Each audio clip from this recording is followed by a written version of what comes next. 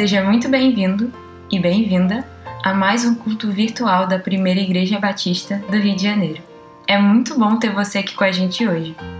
Que nesse culto nós possamos nos lembrar daquele que, como Paulo diz em Colossenses, nos resgatou do poder das trevas e nos trouxe para o reino de seu Filho amado, que comprou nossa liberdade e perdoou nossos pecados. É lembrando desse Pai amoroso, desse Pai que nos libertou, que nós nos reunimos aqui hoje para louvar. Por isso, desejo a todos nós um ótimo culto. Livra-me de minhas iniquidades, foi a petição que fez Davi ao Senhor no Salmo 39, verso 8. Livra-me de todas as minhas iniquidades, não permitas que os insensatos zombem de mim. Reconhecendo que muitas das aflições e dificuldades por que passava tinham origem em seus pecados, Davi pediu ao Senhor que o livrasse de suas iniquidades. De todas, ressalta o Salmo. Sua petição envolveu dois aspectos importantes. Ele pediu para ser liberto de suas iniquidades e, por conseguinte, dos seus efeitos aflitivos. Pediu também para não ficar exposto à zombaria dos insensatos, pessoas ímpias, maldosas, que poderiam acusá-lo de hipocrisia, duvidando assim de sua seriedade espiritual, tanto quanto do valor de sua fé em Deus. É o que pode acontecer conosco também se permitirmos que transgressões perdurem em nosso viver. Aflições pessoais e o descrédito da parte de ímpios podem nos afetar, mas ainda podem afetar o nosso testemunho cristão, gerando dúvidas no coração dos incrédulos quanto à eficácia do Evangelho de Cristo em nossa vida. Esse precioso Evangelho que é o poder de Deus para a salvação de todo aquele que crê. Para o pecado, a solução está em buscar o perdão de Deus com o coração disposto a corrigir o erro. Foi o que fez Davi, é o que faremos agora, é momento de confissão. Senhor, assim como fez o teu servo no passado, nós também pedimos que nos livres de nossas iniquidades e dos efeitos nocivos que o pecado produz. Perdoa-nos e ajuda-nos a mostrar ao mundo com a nossa vida o poder do Evangelho de Cristo que salva, liberta e regenera o pecador.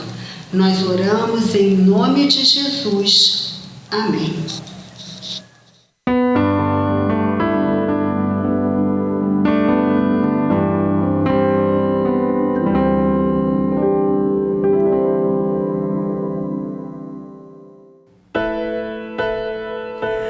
Não é tarde para se sonhar, o céu ainda é azul, a esperança é só olhar no olhar de uma criança, no sorriso de uma mãe que deu à luz. Não é tarde para se sonhar, o céu ainda é azul, a esperança é só olhar no olhar de uma criança, no sorriso de uma mãe que deu à luz. Ouvirei o testemunho de bravos homens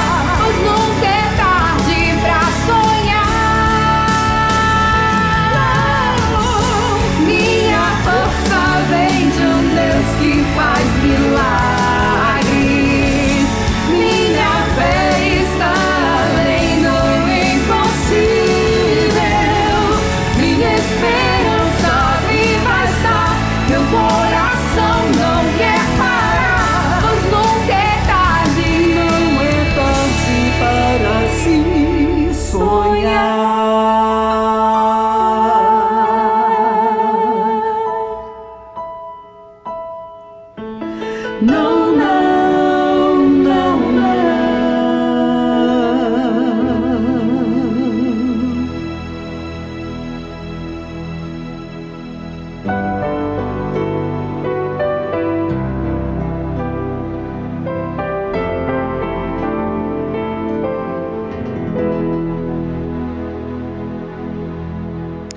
No ano 2007, eu li no jornal O Globo uma história muito interessante, muito boba até. É de um bêbado na cidade de Volta Redonda, e o bêbado estava indo para casa e passou por um cachorro, e o bêbado ficou muito chateado, porque o cachorro ficou latindo para ele desesperadamente o tempo todo. Aí ele perdeu a paciência com o cachorro, se virou e falou assim: cala essa boca aí, ó, porque você é um cachorro que nem eu. Cachorro que nem eu? Isso não bate. Isso não bate com a palavra de Deus. Aliás, com a própria vida. Por que será que nós matamos moscas sem pensar duas vezes? E, no entanto, se atropelássemos uma pessoa, nós não conseguiríamos dormir sossegados. Há uma diferença. O que há na vida humana que a torna tão valiosa e tão preciosa? Por que será que médicos, parteiras, enfermeiras, todos lutam para salvar a vida de uma criança? Dizem que uma pessoa de 75 quilos poderia fornecer gordura suficiente para fazer uma vela de 7,5 quilos. E ela poderia produzir e fornecer carvão, uma pessoa de 75 quilos, carvão suficiente para colocar grafite em 780 dúzias de lápis e fósforo bastante para produzir 800 mil fósforos. Mas será que o homem é apenas uma combinação de elementos químicos? O livro de Gênesis responde que não. Aqui em Gênesis capítulo 1, versículos 26, 27 e 28, diz assim: E disse Deus: façamos o homem à nossa imagem, conforme nossa semelhança. Domine ele sobre os peixes do mar, sobre as aves do céu, sobre o gado, sobre os animais selvagens e sobre todo animal rastejante que se arrasta sobre a terra. E Deus criou o homem à sua imagem. A imagem de Deus o criou, homem e mulher os criou. Então Deus os abençoou e lhes disse: frutificai e multiplicai-vos, enchei a terra e sujeitai-a, dominai sobre os peixes do mar, sobre as aves do céu e sobre todos os animais que rastejam sobre a terra. Em outras palavras, ninguém é João ninguém. Ore a Deus. Senhor, curvamo-nos diante de Ti nesta hora, tendo lido a Tua palavra, para Te suplicar humildemente a ajuda, a iluminação do Teu Santo Espírito, para que possamos compreender a profundidade desta mensagem anotada no Teu livro. Que esta mensagem possa falar aos nossos corações nesta noite. Nós oramos em nome de Jesus. Amém. Então aqui o texto diz que Deus nos criou à sua imagem e semelhança. E a vida toda tenho uma curiosidade. O que é que está por detrás dessa expressão? Criado à imagem e semelhança de Deus. o que exatamente significa, em que consiste essa imagem? Então, tendo refletido sobre isso já há alguns anos, eu chego às seguintes conclusões: que a imagem, em primeiro lugar, a imagem de Deus no homem se traduz em singularidade. Não há, ó gente, ou não, outro animal semelhante ao homem na terra. Já a própria criação, o ato criador de que resultou o homem, já foi um ato diferenciado. A criação do homem foi um ato especial de Deus, diferentemente da criação de outros elementos. O homem foi produzido por uma deliberação da própria Trindade divina. É como se disséssemos assim: para criar o homem foi preciso que Deus tivesse quórum qualificado. Quórum qualificado. Precisou da Trindade para criar o homem. E Deus não disse, lembra quando Deus foi criar a luz, Deus disse: haja luz, e houve luz. Haja isso, e as coisas foram aparecendo. Mas Deus não disse: haja homem, haja mulher. Não. Ele fez, foi uma obra de artesanato da parte dele. Ele disse: façamos, a Trindade se consultando e chegando a esta conclusão: façamos o homem, no plural, né? Façamos. Tanto o verbo está no plural, quanto também o pronome usado são diferentes. É que Deus queria que o homem fosse alguma coisa diferenciada das coisas criadas. E com um detalhe maior: a imagem e semelhança de Deus. É claro que essa imagem e semelhança não são atributos físicos. Não está falando de que Deus tem um corpo, né, com cabeça, tronco e membros, que Ele é muito alto, que Ele é muito baixo. Não é nesse aspecto, né? O homem é parecido com Deus no sentido espiritual. Se fosse imagem física, as palavras no original aqui seriam outras e não as que estão no texto. Então é essa semelhança que torna possível e que torna necessária até a comunhão do homem com Deus. É isso que torna o ser humano essa figura ímpar que existe no mundo e que é diferenciada dos animais, de todas as outras criaturas. Veja, por exemplo, o contraste no capítulo 1 de Gênesis, capítulo 1, por 5 vezes, Gênesis 1:10, 1:12, 1:18, 1:21 e 1:25. Nesses versículos, depois de criar o homem, o texto diz, depois de criar cada coisa, o texto diz: e viu Deus que isso era bom. E viu Deus que isso era bom. Mas depois de criar o homem, o texto diz, Gênesis 1:31, e eis que isso era muito bom. Muito bom. Isso até explica o surgimento da mulher e do casamento. Por quê? Por que surgiu o casamento? Porque não havia um animal que pudesse se relacionar com o homem de igual para igual.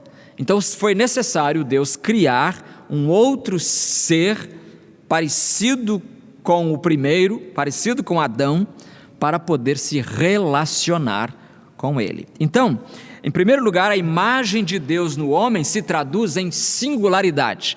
Não há outra criatura como o ser humano. Em segundo lugar, a imagem de Deus no homem se traduz em racionalidade. Racionalidade.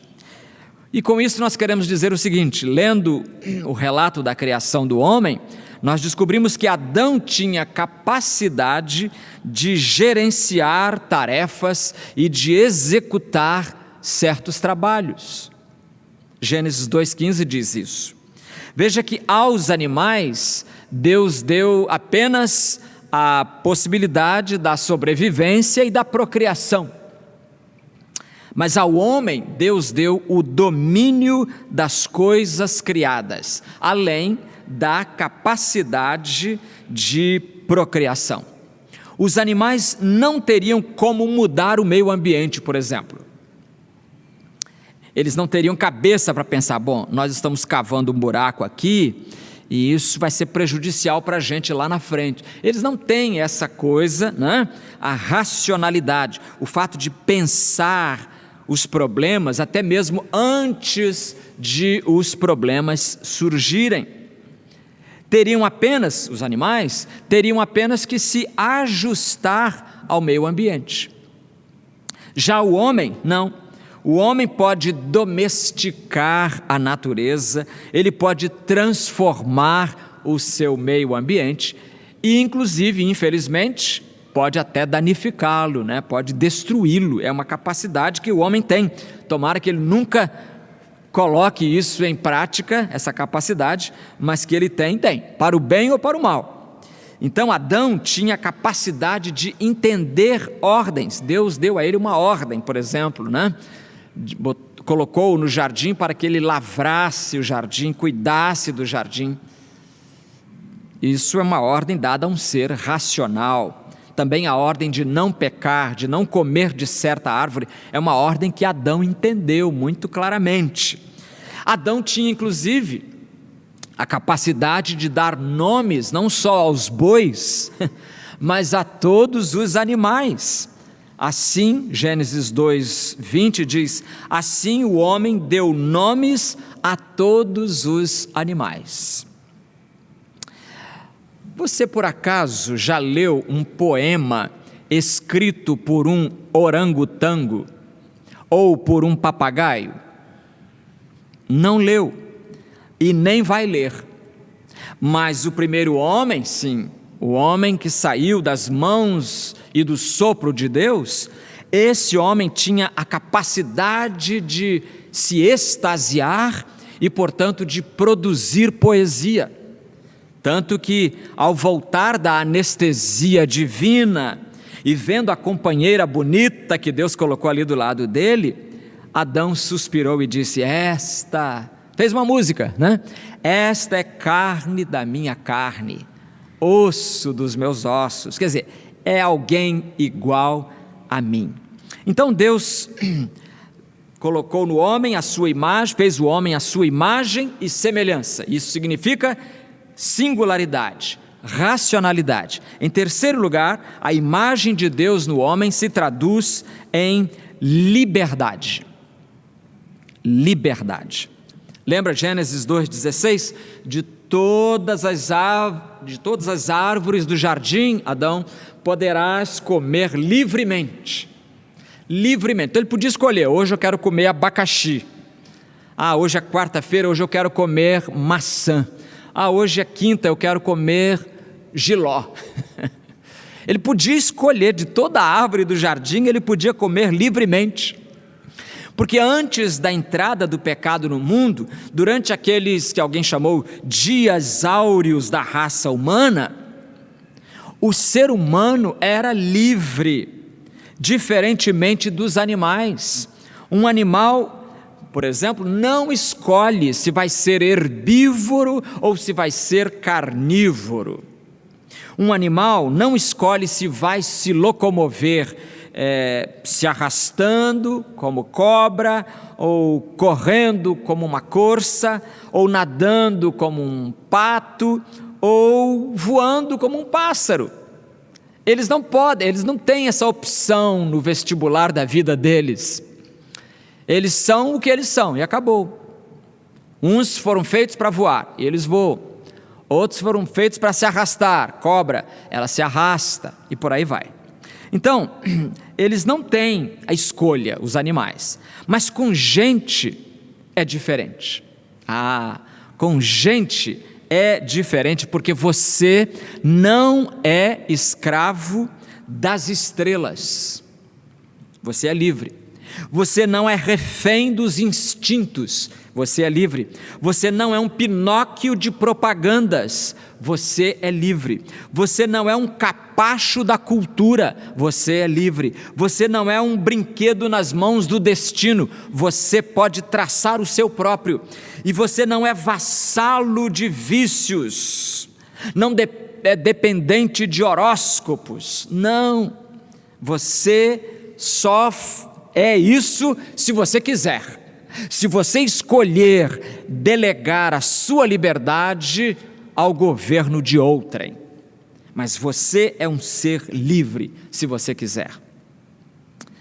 Nós tivemos aqui, no Rio de Janeiro, uma poetisa, era cronista, depois fazia poesia também, chamava-se Cecília Meirelles. Tem até o nome da sala ali, né? Aqui no centro da cidade, uma sala de espetáculos com o nome dela. Pois ela, falecida em 1964, ela escreveu uma crônica sobre a liberdade. E ela diz assim: diz-se que o homem nasceu livre, que a liberdade de cada um acaba onde começa a liberdade de outrem, que onde não há liberdade, não há pátria, que a morte é preferível à falta de liberdade, que renunciar à liberdade é renunciar à própria condição humana, que a liberdade é o maior bem do mundo, que a liberdade é o oposto à fatalidade e à escravidão. Continua Cecília Meirelles. Nossos bisavós gritavam liberdade, igualdade e fraternidade. Nossos avós cantavam ou ficar a pátria livre ou morrer pelo Brasil. Nossos pais pediam liberdade, liberdade, abre as asas sobre nós. E nós recordamos todos os dias que o sol da liberdade em raios fúlgidos brilhou no céu da pátria em certo instante. Então o homem é criado à imagem e semelhança de Deus. Isso significa singularidade, significa racionalidade, significa liberdade. Em quarto lugar, a imagem de Deus no homem se traduz em responsabilidade. Responsabilidade, porque a liberdade que o ser humano desfruta, ela tem um preço, e o preço é justamente a responsabilidade. Por isso que um grande dramaturgo irlandês, George Bernard Shaw, dizia: liberdade significa responsabilidade. É por isso que muitos têm medo dela, da liberdade. Por isso que muita gente tem medo da liberdade, porque junto da liberdade é um pacote completo, é liberdade com responsabilidade. Por exemplo, ao conferir liberdade ao ser humano, Deus lhe deu também responsabilidade. Por exemplo, ele diz aqui no versículo 26, né? Façamos o homem à nossa imagem, domine ele sobre os peixes do mar. Dominar, olha a responsabilidade, né? Deus colocou o homem no jardim para que o homem guardasse o jardim. Olha a responsabilidade, lavrar o jardim, cuidar dele, preservá-lo. E aliás, nessa ordem aqui, domine ele, que depois ele repete no versículo 28, né? Enchei a terra, sujeitai-a, dominai sobre os peixes do mar, sobre as aves do céu, sobre todos os animais que rastejam sobre a terra. Dizem os teólogos que nós temos aqui, nesse dominai, nós temos aqui aquilo que eles chamam de imperativo cultural. O que é imperativo cultural? É o domínio exercido pelo ser humano sobre todos os outros seres criados. Nós temos um amigo, professor Alan Myatt, professor do seminário, e ele comenta: a arte, a ciência, a tecnologia, o trabalho e o lazer estão todos incluídos no imperativo cultural. Ele é o alicerce para se entender as relações entre o crente e a cultura. Um teólogo suíço chamado Emil Brunner escreveu o seguinte: o senso de responsabilidade é o traço mais caracteristicamente humano. O traço mais caracteristicamente humano. Responsabilidade. Pode ver que nenhum animal é levado ao tribunal. Meritíssimo, eu trouxe aqui esse cachorro porque ele mordeu o meu vizinho, então queremos condenar esse cachorro. Não tem isso, porque se o seu cachorro mordeu o vizinho, a culpa não é do cachorro, não, você sabe disso. A culpa é sua, que devia ter colocado uma focinheira nele, devia ter colocado, aquela corrente para segurar o bicho, para frear, o freio de mão ali, para você puxar e segurar o bicho. Não pode deixar solto. Não pode deixar um cachorro solto, porque a culpa não será dele. Ele não tem liberdade, portanto, ele não tem responsabilidade. Isso é privilégio de alguém que foi criado à imagem e semelhança de Deus. Singularidade, racionalidade, liberdade, responsabilidade. A quinta coisa é que a imagem de Deus no homem se traduz em sociedade. Sociedade. No verso 28 nós lemos: então Deus os abençoou. Homem e mulher. Deus não abençoou só o homem, Deus não abençoou só a mulher, mas Deus os abençoou igualmente e lhes disse: frutificai e multiplicai-vos, ou nas traduções antigas, crescei e multiplicai-vos, enchei a terra. Para encher a terra, eles tinham que ser dotados de uma capacidade chamada a capacidade da reprodução. Então o Criador, de certa forma, firmou uma parceria com a criatura, capacitou a criatura para a reprodução. Deus deu ao primeiro casal a felicidade da fecundidade. Enchei a terra. Por isso foi que Deus os fez homem e mulher. Se Deus tivesse outro plano em mente, teria criado 2 homens, teria criado 2 mulheres, mas Deus criou homem e mulher, os criou. Gênesis 1, 28. Então, homem e mulher foram dotados da capacidade biológica da reprodução. E olha, reproduziram, encheram a terra, enchemos a terra, e hoje a terra está tão cheia que nós já temos, desde outubro do ano passado, de outubro de 2021, nós temos 7,9 bilhões de pessoas no mundo. Já devemos estar completando 8 bilhões brevemente, se já não completamos. Crescei e multiplicai, enchei a terra. Então Deus deu a esse casal, feito a imagem e semelhança dele, a capacidade de criar sociedades, de se multiplicar e de encher a terra. Isso é privilégio de pouca gente, do ser humano. Em sexto lugar, além da singularidade, além da racionalidade, da liberdade, da responsabilidade, da sociedade, a imagem de Deus no homem se traduz em espiritualidade. Lembra que Jesus disse para a mulher samaritana, lá, João 4? Deus é espírito. Muita gente que acha que Deus é corpo. Deus tem um corpo, então vamos fazer um ídolo de como deve ser o corpo de Deus. Tudo errado. Tudo errado. Deus é espírito. E esse espírito se determinou a criar o homem à sua imagem e semelhança. É essa imagem e semelhança presentes no homem é isso que permite que a criatura tenha comunhão com o seu Criador. O homem foi criado para cultuar, e esse atributo, essa qualidade, meu amigo, ninguém pode tirar da gente. Olha que tem tentado.